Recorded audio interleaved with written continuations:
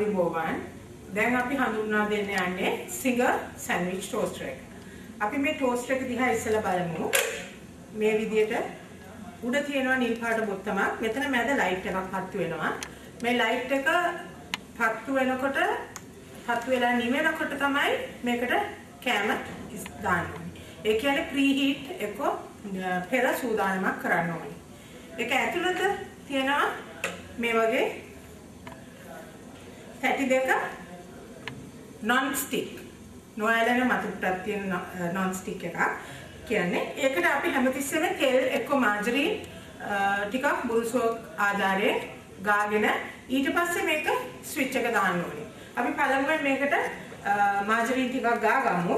ගාලා ඉවර වෙලා අපි මේක රත් වෙන්න අරිමු. මේ ආකාරයට බුරුසුවක් පාවිච්චි කරන්න පුළුවන්.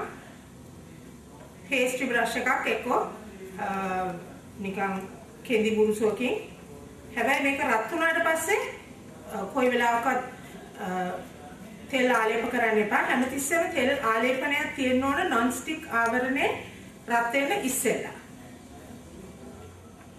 දැන් අපි මේක වහලා දැන් තමයි අපි මේකේ ස්විච් එක දාන්නේ. ස්විච් එක දැම්මම පේනවා මෙතන තැඹිලි පාට ලයිට් එක පත් වෙනවා. මේ ලයිට් එක නිවුනම තමයි මේක ලෑස්ති. එතකොට තමයි ඇරලා මේකට පාන් එක්ක කේක් එක්ක ඔම්ලට් එකක් විතර බදින්න මේ ඕනම ද්‍රව්‍යයක්. දැන් මෙතන රත් වෙලා පේනවා ඇති මෙතන කොළ පාට ලයිට් එක පත් වෙලා තියෙනවා. ඒ කියන්නේ දැන් මේක රෙඩි කෑම ඇතුළට දාන්න. අපි දැන් මේක ඇතුළට පාන් ටික යොදනවා මේ ආකාරයට.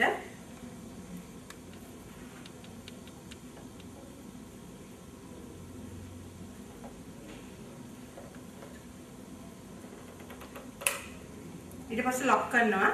පොඩ්ඩක් දෙපැත්තෙන් එළියට ආවොත් පාන් ඒකේ ප්‍රශ්නයක් නැහැ. මොකද ඒක කැපිලා ඉවර වුණාන් පස්සේ ලස්සනට කැපිලා එනවා. දැන් බලන්න පුළුවන් ලයිට් එක ඔෆ් වෙලා. ඒ කියන්නේ අපි දැන් ඉන්න ඕන ආයි මේ ලයිට් එක පත්තු වෙනකන්. ඒ වෙලාව උනාම පස්සේ තමයි මේකේ කෑම ලෑස්ති.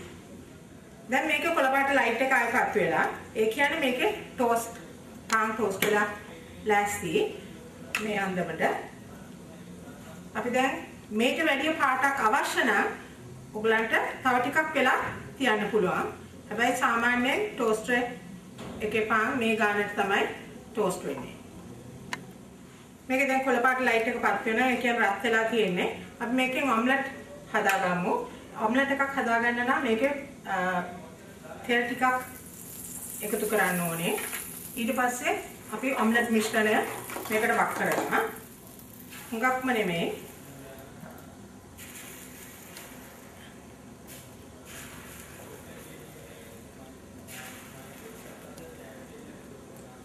මේ ආකාරයට වක් කළා අපි මේකේ පියනෙන් වහලා ආයි ලයිට් එක ඔෆ් වෙලා ආයි කොළපාට ලයිට් එක පත් වෙනකොට තමයි අපි මේක අරින්නේ. දැන් ඔම්ලට් එක ලෑස්ති. ඔයගලන්ට බලා ගන්න පුළුවන් මේ වගේ ලස්සනට තුම්මුලස් කොටස් එන්නේ. මේ ටෝස්ටර් එක පාවිච්චි කරලා ඉවරුණාට පස්සේ වියලි රෙද්දක් එක්ක ටිෂු කෑල්ලක් අරගෙන මේකේ තියෙන තෙල් වතුර එහෙම තියෙනවා නම් වතුර ඒ වගේ තෙතමනේ ඔක්කොම හොඳට අරින්න ඕනේ. ඒක ඇරලා ඉවරුණාට පස්සේ හොඳටම නිවෙන්න ඇරියා. පස්සේ තමයි අපි මේක වහලා අරන් තියන්නේ. ඇතුළේ ඔක්කොම මෙහෙම සුද්ධ කරන්න ඕනේ.